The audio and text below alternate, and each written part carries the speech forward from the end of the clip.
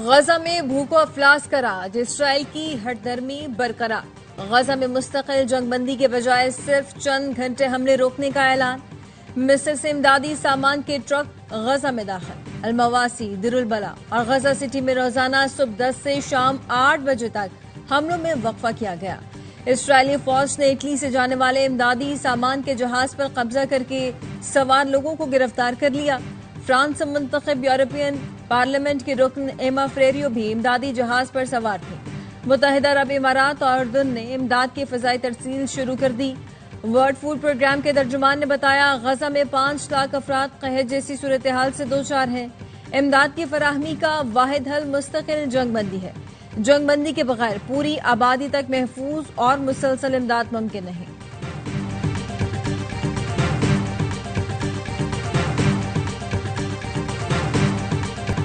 غزہ میں اس وقت کیا ہو رہا ہے میرے علم میں نہیں۔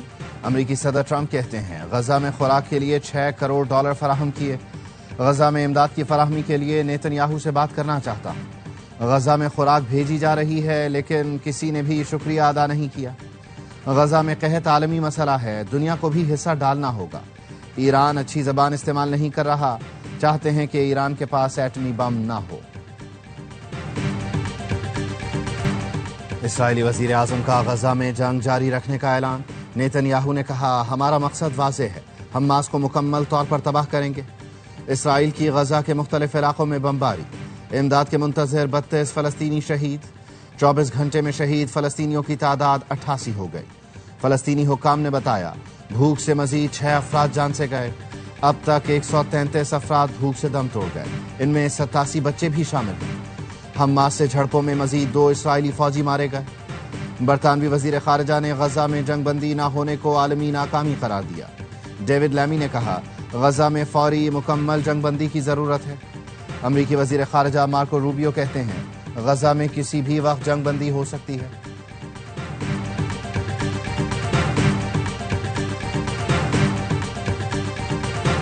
پی ٹی آئی حکومت مزید 6 ماہ رہتی تو پاکستان دیوالیہ ہو جاتا، ہم نے ملک کو بچایا، ہمارا ہدف پاکستان کو G20 میں شامل کرنا ہے۔ نائب وزیر اعظم اسحاق ڈار کا نیو یارک میں پاکستانی کمیونٹی سے خطاب، کہا کابل میں فیمس کپ آف ٹی کے بعد ملک میں دہشت گردی کی واپسی ہوئی، خطرناک مجرموں کو چھوڑ دیا گیا اور کالعدم TTP کے لیے سرحدوں کو کھول دیا گیا۔ پاکستان سفارتی سطح پر متحرک ہے، علاقائی روابط کو فروغ دے رہا ہے۔ افغانستان سے کہا ہے اپنی سرزمین پاکستان کے خلاف استعمال نہ ہونے دے۔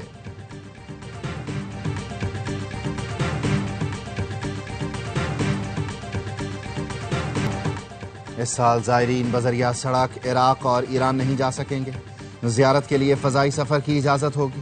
وفاقی وزیر داخلہ محسن نقوی کا کہنا ہے فیصلہ وزارت خارجہ، بلوچستان حکومت اور سیکیورٹی اداروں سے مشاورت کے بعد کیا گیا۔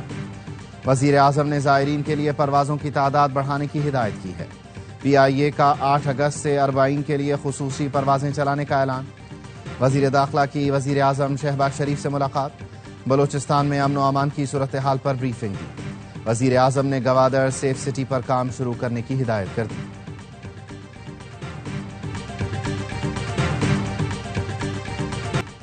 راولپنڈی میں جرگے کے حکم پر لڑکی کے قتل کیس میں نیا موڑ، مقتولہ کے دوسرے شوہر عثمان نے خود کو پولیس کے حوالے کر دیا، نکاح نامہ بھی سامنے آ گیا۔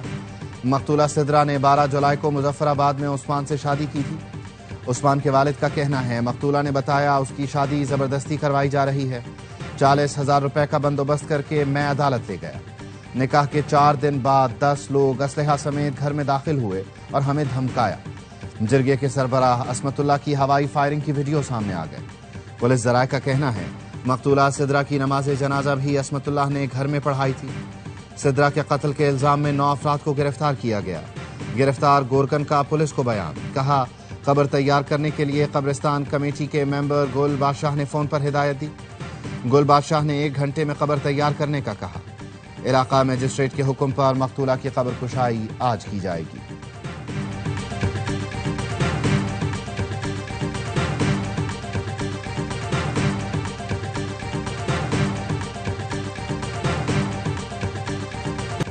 گلگت بلتستان میں ایک اور سیاح خاندان لاپتہ، لواحقین کا حکومت سے رابطہ۔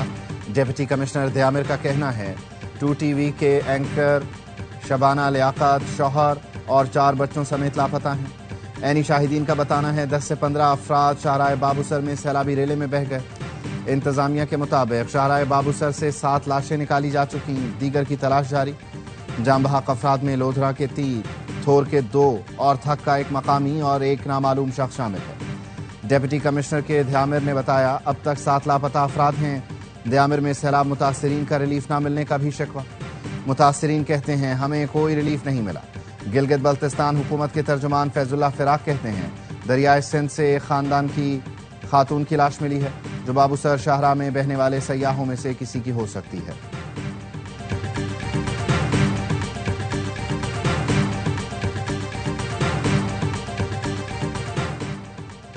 دریائے سندھ میں پانی کی سطح بلند ہونے لگی۔ لیا کے درجنوں دیہات زیر آب آ گئے۔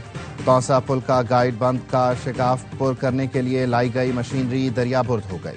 ملک میں سیلابی صورتحال تو بلوچستان کے نہروں میں پانی کی شدت سے کسان پریشان۔ زمیندار ایسوسی ایشن بلوچستان کا کہنا ہے دریائے سندھ سے نکلنے والی کیرتھر کینال میں پانی کی کمی کے باعث تحصیل گنداخا کی نہروں میں پانی کی شدید قلت پیدا ہونے لگی۔ دھان کے لیے کاشت کی گئی پنیری خشک ہونے سے کسانوں کے مالی نقصان کا اندیشہ۔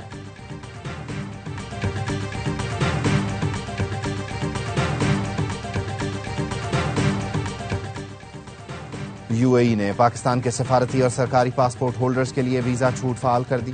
نائب وزیر اعظم اسحاق ڈار نے بتایا یو اے ای کے نائب وزیر اعظم شیخ عبداللہ بن زید ال نہیان سے گزشتہ دنوں ملاقات ہوئی۔ برادر ملکوں کے درمیان سفارتی اور سرکاری پاسپورٹس پر باہمی ویزا چھوٹ پر اتفاق ہوا۔ ایم او یو پر دستخط کے 30 دن بعد ویزا چھوٹ نافذ العمل ہو جائے گی۔ اسی نوعیت کی باہمی سہولت یو اے ای کے شہریوں کے لیے بھی پاکستانی ہوائی اڈوں پر نافذ کر دی گئی۔ مریان میں دہشت گردوں کی موجودگی پر پولیس ریڈ الرٹ ہے۔ آر پی او بنو سجاد خان کا کہنا ہے دہشت گردوں کے خلاف پولیس اور سیکیورٹی اداروں کا مشترکہ آپریشن کیا گیا۔ دہشت گردوں نے بسیا خیل اور بکا خیل تھانے پر حملے کیے جو ناکام بنا دیے۔ دہشت گردوں کا اڑایا گیا ڈرون ان پر ہی گر گیا۔ دہشت گردوں نے ڈرون اڑایا، پولیس نے سسٹم جام کر دیا۔ متعدد دہشت گردوں کے زخمی ہونے کی اطلاعات ہیں۔ ڈی پی او بنو سلیم عباس کلاچی نے اے آر وائی نیوز کو بتایا 200 سے زائد خوارج تھانہ مریان کی حدود میں موجود ہیں۔ خارجی دہشت گرد بچوں کو ڈھال بنانے کی کوشش کرتے ہیں۔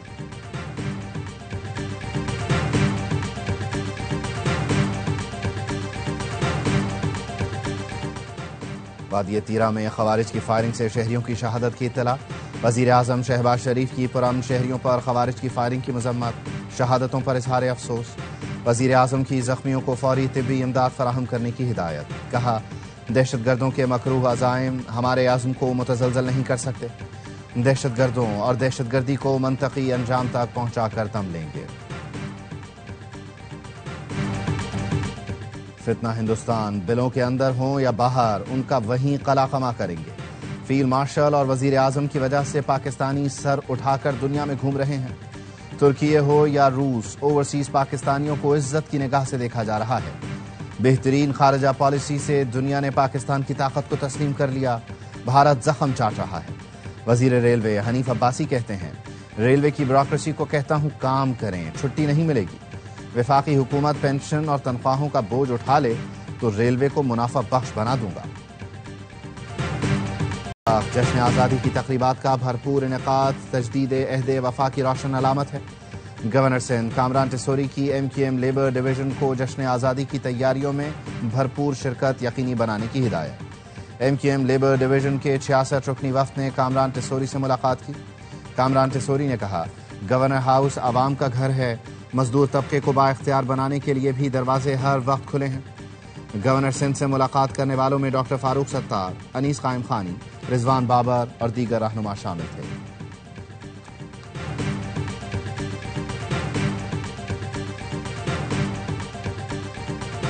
سی پیک کا پہلا مرحلہ کامیابی سے مکمل، دوسرے مرحلے میں صنعتی تعاون، زراعت، آئی ٹی اور سماجی ترقی پر توجہ ہے۔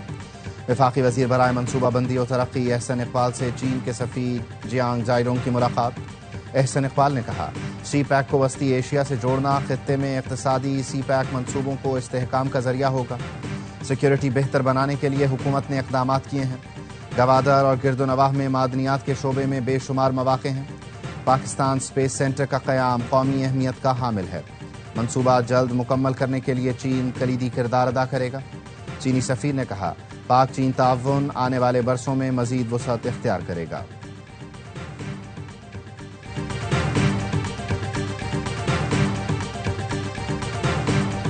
ایس پی آر کا جی سی یونیورسٹی لاہور کا دورہ، طلباء کا جذبہ دید میں قومی جذبے سے لبریز ملی نغمے کا شاندار مظاہرہ۔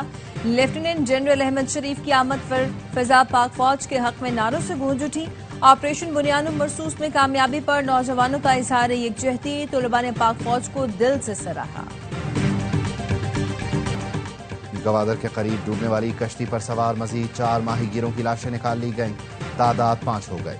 پاکستان فشر فوک فورم کا کہنا ہے 2 لاشیں کراچی منتقل کر دیں، 3 فلاحی ادارے کے پاس ہیں۔ کراچی پاور ہاؤس شارنگی کے قریب ڈاکوؤں کی فائرنگ سے ایک شخص جاں بحق۔ فائرنگ کا واقعہ دوران ڈکیتی مزاحمت پر پیش آیا۔ لواحقین نے بتایا مقتول صدام اپنے کزن کے ساتھ موٹر سائیکل پر بازار جا رہا تھا۔ ڈاکوؤں نے روک کر مقتول کے کزن سے لوٹ مار کی۔ صدام نے موٹر سائیکل پر بھاگنے کی کوشش کی تو ڈاکوؤں نے فائرنگ کر دی۔ مقتول کا آبائی تعلق تھر پارکر سے تھا، کچھ ماہ بعد شادی تھی۔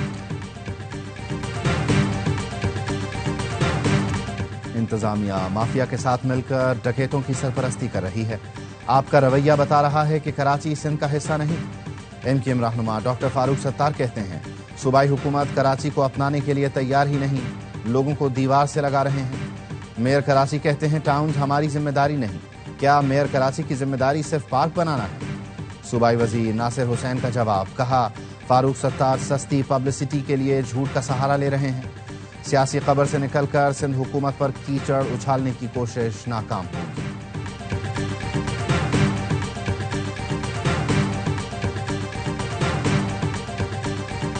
عالمی بینک کے وفد کا کراچی میں yellow line B R T site office کا دورہ، سندھ کے سینئر وزیر نے منصوبے پر بریفنگ دی۔ شرجیل انعام میمن نے کہا یلو لائن ویژنری منصوبہ ہے جس سے لاکھوں لوگوں کا فائدہ ہوگا۔ منصوبہ شاہراہ نور جہاں سے کورنگی صنعتی ایریا اور لانڈھی تک محیط ہوگا۔ کراچی سرکولر ریلوے اور کراچی تا سکھر ہائی سپیڈ ریل منصوبے پر بھی کام جاری ہے۔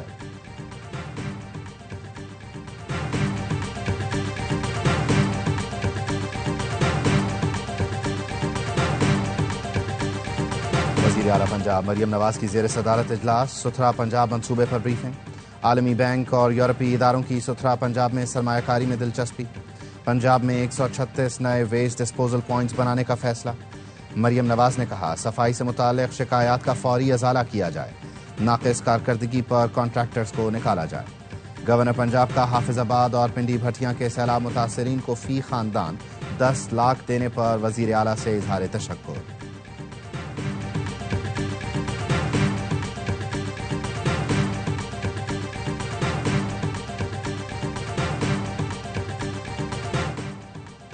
لکی مروت، شمالی وزیرستان اور عمرکوٹ میں پولیو کے 3 کیسز کی تصدیق۔ رواں سال پولیو کے رپورٹ کیسز کی تعداد 17 ہو گئی۔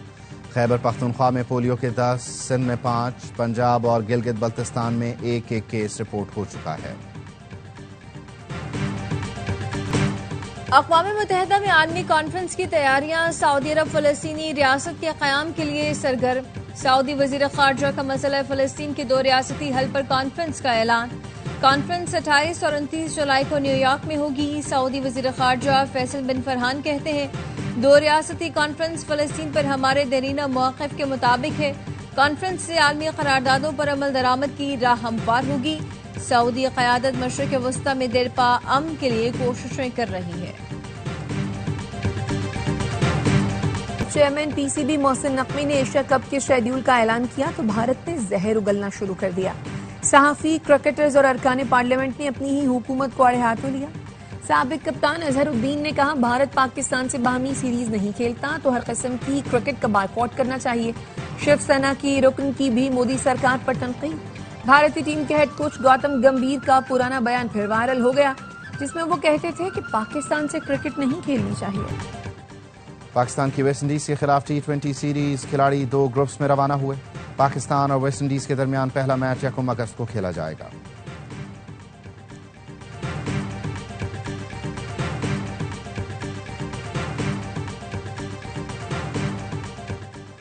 جمیکا میں پاکستان کے نوجوان ٹینس کھلاڑی کی کامیابی، میکائیل علی بیگ نے ITF جونیئر ٹائٹل جیت لیا۔